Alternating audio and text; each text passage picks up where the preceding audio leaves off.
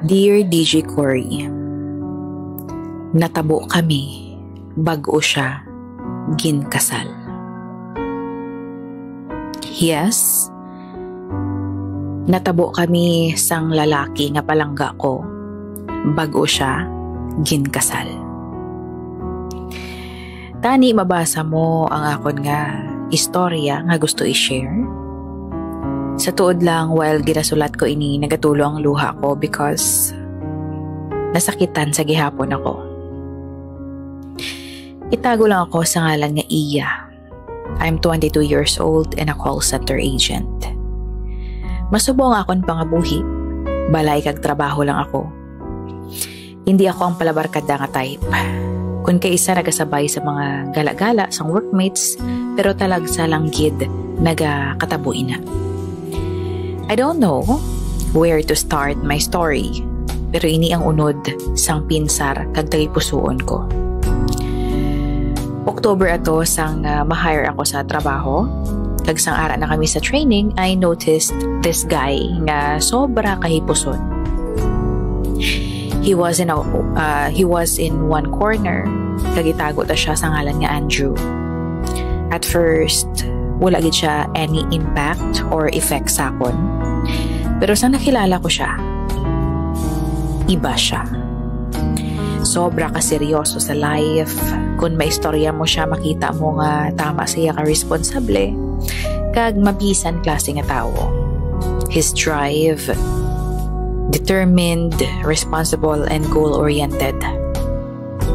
Napabilib niya ako kag mga workmates namon.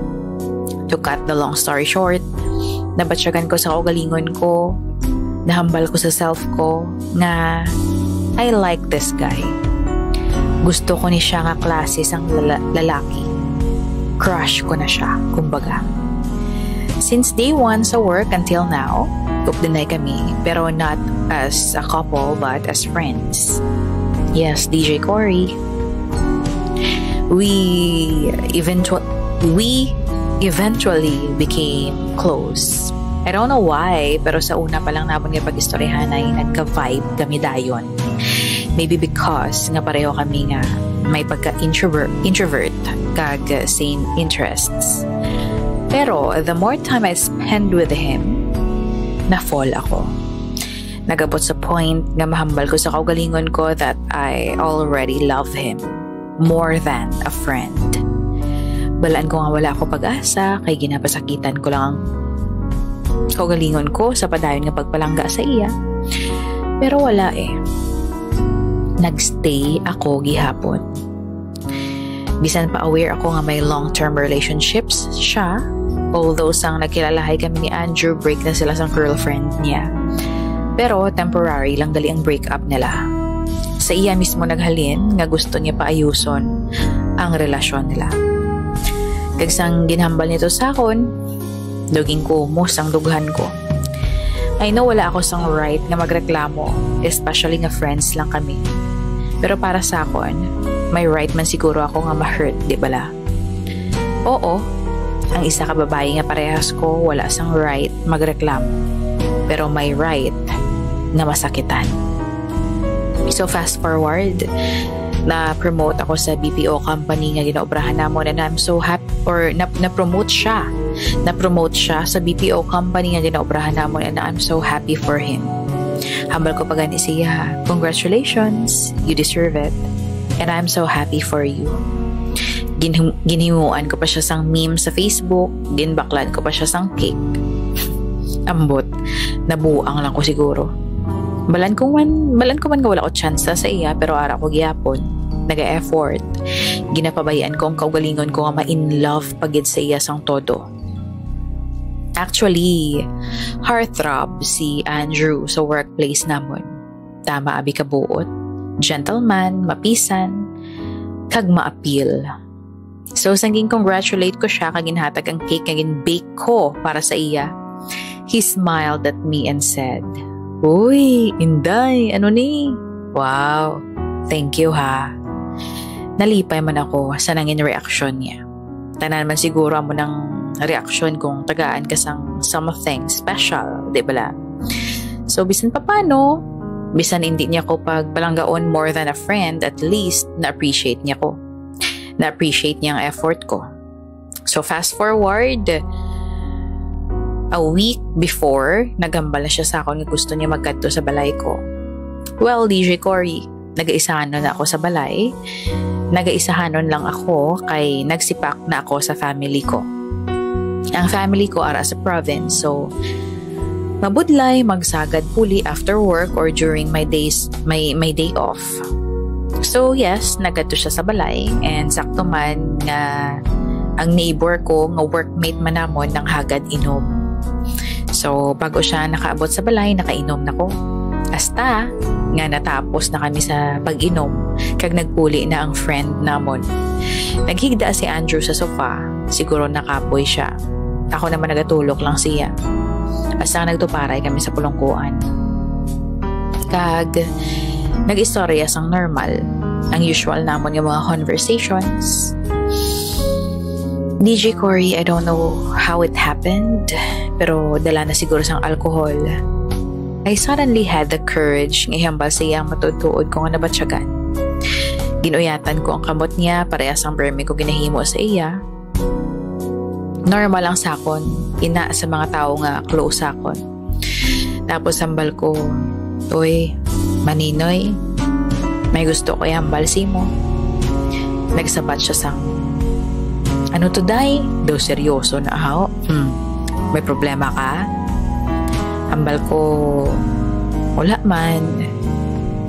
May gusto lang ko ihambal sa imo galing nahadlo ko. Nga ba si after sini, may magbago na." Tapos ginbalikid niya ako kaghambal niya. Daw buang ka blinday. Yes, Inday kag Maninoy ang tawganay namon. Ano tuwaw? Do sa others kablam. Lain pagid ko yung tao sa imo, wow. Shoot ihambal na. Dugang ni Andrew. Kag nahambal ko gid ang gusto ko nga ihambal. Gusto ta ka. I have feelings for you. Gusto ta ka since day one nga nakita ta ka kag makilala. And I'm a fool for allowing myself to fall for you. Bisan balaan ko nga sa ulihi, ako lang masakitan. Ginahambal ko ni, hindi para gamuhon ang ulo mo. Ginahambal ko ni kay hindi ko gusto nga may hinulsulan ako sa ulihi. Nga wala ko ginhambal sa imo. So there, DJ Cory. Nahambal ko nang gusto ko ihambal. Then, nagatubang siya sa akon. Wala siya sang may ginhambal. Nagtindog siya kag nagtalikod.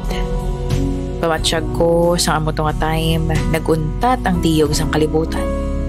Naglinong ang tanan. And then nagatubang siya sa akon. Kag ini siguro ang pinakamasakit nga nabatian ko sang gabi nga to. Naayos ko ng relasyon namon sa girlfriend ko. Naayos ko ng kabuhi ko. Gusto ko na mag-settle down with her. Iya. Papakasal na kami na duha. Ready na actually ang tanan. Paid na ang dapat bayaran. Lapit na kami kaslon. Sa imo ko palang ni ginhambal ha. Nabatsyagan ko nga may kasubo sa tingog ni Andrew sang ginhambal niya to sa akon. Pero mas nabatsyagan ko ang kasubo sa tagipusoon ko. Natameme ako, gintry ko pong ganang tanan nga mga luha ko nga gusto magbuhos halin sa mata ko. Gintry ko nga tulukon siya sang diretsyo, gintry ko pa mag-smile. Okay lang sus. Ikaw pa ba? Ako pa ba? Tayo pa ba? Friends will be friends, right? Congratulations ha. At last, okay na mo. Amo lang nang nahambal ko, DJ Cory. Kag wala na ako sang may nasugpon pa. After sad to, natulala na lang ko. And that night, may natabo sa amon. Natabo kami sang lalaki nga sekreto ko nga ginpalangga. Bago siya ginkasal. Ginhatag kong kagulingon ko sa iya sang gabi nga to nga wala sang pagpangduha-duha. Kag wala ko sang may ginhinulsulan. Hambal ko siya. Amo na ini ang ulihi nga adlaw kagabi naton. After sini, mapalayo na ako sa imo. Wala ko na siya gintagaan chance para magsabat pa. Kagin papuli ko na siya. And never ako nga nag-regret. Wala ko kinulsulan ang tanan nga natabo sa amon sang gabi nga to. I love him. Palangga ko man siya gihapon, pero ulihin na ang tanan. Ulihin na ang tanan para sa amon. Subong DJ Cory, lain ang schedules naman sa work, kag may plano na ako nga mag-resign. I think hindi ko na makaya pa nga magsugatay kami sa lobby, sa stairs, o kung magdungan sa elevator. Sakit eh. So, kinahanglan tugid siguro nga magpalayo sa iya para maka-move on. His presence alone will remind me of the love I lost. The love that never was mine to begin with. Kasakit lang sa part ko nga ang lalaki nga palangga ko kalaslo na. Sa babae nga palangga niya. Basta dali na lang ako, DJ Cory. Love, Iya.